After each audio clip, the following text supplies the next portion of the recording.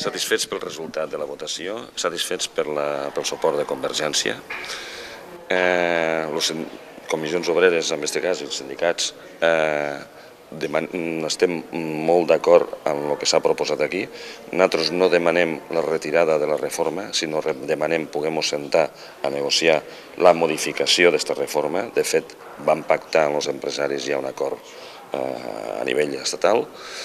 I per coherència el que demanem a tots els tortosins, ja que estem a l'Ajuntament de Tortosa, és que vinguin el dia 11 a reclamar que poguéssim modificar aquesta reforma laboral. El dia 11 a les 12 del matí a la plaça del Carrilet. Hem aconseguit el que realment volíem, és que es discutigués, que es parlés, que es prengués posició sobre el tema.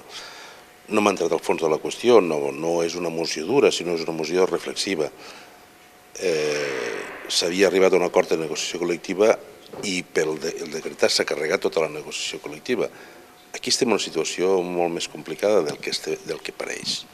Aquí el que ens estem jugant és qui pagarà aquesta crisi, aquesta merda de crisi en la que estem immersos i que nosaltres no hem creat.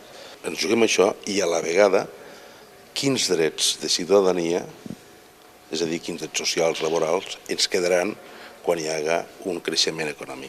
El pròxim diumenge hi ha una manifestació amb aquesta línia de defensar els nostres drets i anar en contra d'aquesta reforma laboral i de totes aquestes retallades.